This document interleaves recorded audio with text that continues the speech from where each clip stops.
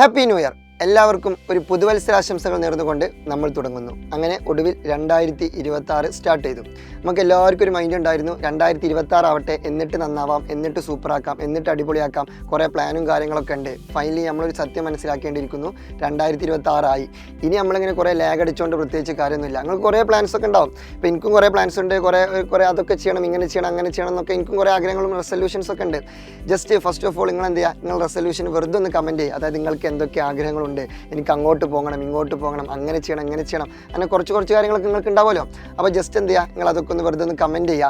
കാരണം നമുക്ക് വെറുതെ ഇങ്ങനെ വായിച്ചു വെക്കാം ആർക്കൊക്കെ എന്തൊക്കെ പരിപാടികളുണ്ട്. അപ്പോൾ നമുക്കതിൽ നല്ലത് എന്തെങ്കിലുമൊക്കെ ഉണ്ടെങ്കിൽ നമുക്കും ചൂസ് ചെയ്യാമല്ലോ. നമുക്കതൊക്കെ എന്ത് ചെയ്യുക, ജസ്റ്റ് സെലക്ട് ചെയ്ത് നമ്മുടെ ജീവിതത്തിൽ നമുക്ക് എന്ത് ചെയ്യാം, അപ്ലിക്കബിൾ ആക്കാം. അപ്പോൾ വെറുതെ എന്ത് ചെയ്യുക, ചുമ്മാ ഒന്ന് കമൻറ്റ് ചെയ്യുക. എന്തൊക്കെ ഉണ്ട് ഞാനൊന്നും അറിയട്ടെ, നമുക്ക് എല്ലാവർക്കും പരസ്പരം അങ്ങോട്ടും ഇങ്ങോട്ടൊക്കെ എന്ത് ചെയ്യുക, ജസ്റ്റ് ഒന്ന് വായിച്ചു നോക്കിയിട്ട് രസം കൊള്ളാം.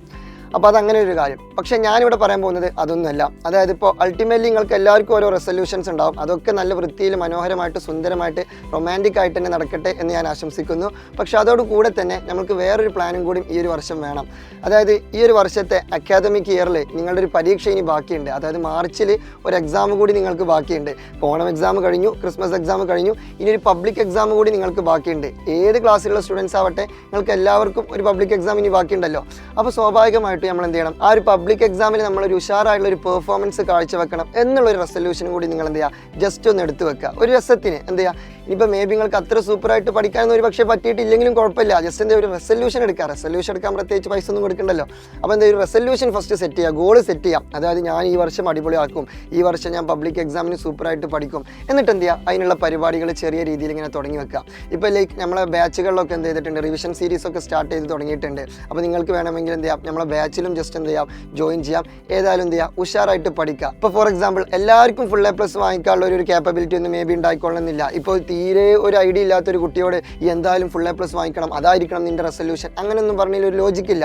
നമ്മളൊരു കപ്പാസിറ്റി അറിയാലോ. ഇപ്പോൾ 2 A+ വാങ്ങിക്കാൻ കഴിവുള്ളൊരു ചെക്കൻ എന്ത് ചെയ്യുക, മാക്സിമം പഠിച്ചു കഴിഞ്ഞാൽ, മാക്സിമം എഫേർട്ട് ഇട്ട് കഴിഞ്ഞാൽ അവനക്ക് മേ ബി പബ്ലിക് എക്സാമിന് ഒരു 3-4 A+ വാങ്ങാൻ പറ്റും. അവൻ അത് ചെയ്താൽ മതി, കുഴപ്പമില്ല. ഇപ്പോൾ ഒരു 8 A+ നോർമലി വാങ്ങുന്ന ഒരാൾ ഒന്നും കൂടി എഫേർട്ട് എടുത്ത് പഠിച്ചാൽ 10 A+ വാങ്ങാൻ പറ്റും. അവനത് വാങ്ങിച്ചാൽ മതി. ഇനി ഒരു A+ കിട്ടാത്ത ഒരാൾ ഒന്നും കൂടി എഫേർട്ട് ഇട്ട് കൊടുത്താൽ മേ ബി 1-2 A+ കിട്ടും. അവനെ സംബന്ധിച്ച് അതൊരു വിജയമാണ്. അപ്പോൾ നമ്മൾ അൾട്ടിമേറ്റ്ലി എന്ത് ചെയ്യുക, നമ്മളെ എന്ത് ചെയ്യുക, ഒന്നും കൂടി ഉഷാറായിട്ട് പെർഫോം ചെയ്തിട്ട് ഒന്നും കൂടി സൂപ്പറാക്കുക. നമ്മളെ ഒന്നും കൂടി ബൂസ്റ്റപ്പ് ചെയ്തിട്ട് നമ്മൾക്കൊരു ഇമ്പ്രൂവ്മെൻറ്റ് കൊണ്ടുവരിക. അതാണ് നമ്മൾ 2026 ഫസ്റ്റ് ആയിട്ടുള്ള ഒരു ഗോളായിട്ട് നമ്മൾ സെറ്റ് ചെയ്യേണ്ടത്. അത് ഞാൻ ജസ്റ്റ് നിങ്ങളോട് റിക്വസ്റ്റ് ചെയ്യാണ്. അത് നിങ്ങൾ എന്തായാലും സെറ്റ് ചെയ്യണം. എന്നിട്ട് നിങ്ങൾ എന്ത് ചെയ്യണം, സൂപ്പറായിട്ട് അടിപൊളിയായിട്ട് ഈ ഒരു പബ്ലിക് എക്സാമിന്, ഈ വർഷത്തെ പബ്ലിക് എക്സാമിന് എന്ത് ചെയ്യണം, മികച്ച രീതിയിൽ തന്നെ നിങ്ങൾ പെർഫോം ചെയ്യണം. അതിന് വേണ്ടിയിട്ട് ഞാൻ ആത്മാർത്ഥമായിട്ട് എന്ത് ചെയ്യുന്നു, നിങ്ങൾക്ക് ആശംസ തരുന്നു. പിന്നെ അതുപോലെ തന്നെ അടുത്ത വർഷം, അതായത് ഇനിയിപ്പോൾ ഫോർ എക്സാമ്പിൾ നിങ്ങൾ 8ാം ക്ലാസ്സിലാണെങ്കിൽ അടുത്ത വർഷം 9-ലായിരിക്കും, 7ാം ക്ലാസ്സിലാണെങ്കിൽ അടുത്ത വർഷം 8-ലായിരിക്കും, 9ആണെങ്കിൽ അടുത്ത വർഷം 10-ലായിരിക്കും. ആ ഒരു വർഷം നമുക്ക് എന്ത് ചെയ്യണം, സൂപ്പറാക്കണം. കാരണം അതും 2026 ഒരു ഭാഗമാണ്. നിങ്ങളുടെ അടുത്ത വർഷത്തെ ഓണം എക്സാമും ക്രിസ്മസ് എക്സാമും ഒക്കെ ഈ ഒരു ഇയറിലാണ് വരുന്നത്, 2026 വരുന്നത്. അതൊക്കെ നമുക്ക് സൂപ്പറാക്കണം. അപ്പോൾ എനിവേ എല്ലാവർക്കും എല്ലാവരുടെ റെസൊല്യൂഷനും എല്ലാവരുടെ പ്ലാൻസും കാര്യങ്ങളൊക്കെ അതിമനോഹരമാക്കാനും സുന്ദരമാക്കാനും അപ്ലിക്കബിൾ ആക്കാനും നല്ല സ്മൂത്തായിട്ട് കൊണ്ടുപോകാനൊക്കെ സാധിക്കട്ടെ എന്ന് ആത്മാർത്ഥമായിട്ട് ആശംസിച്ചുകൊണ്ട് ഒരിക്കൽ കൂടി നിങ്ങൾക്ക് ഒരു ഹാപ്പി ന്യൂ ഇയർ നേർന്നുകൊണ്ട് പുതുവത്സരാശംസകൾ നേർന്നുകൊണ്ട് നിർത്തുന്നു. ഇത് നിങ്ങളുടെ സ്വന്തം അറക്കൽ.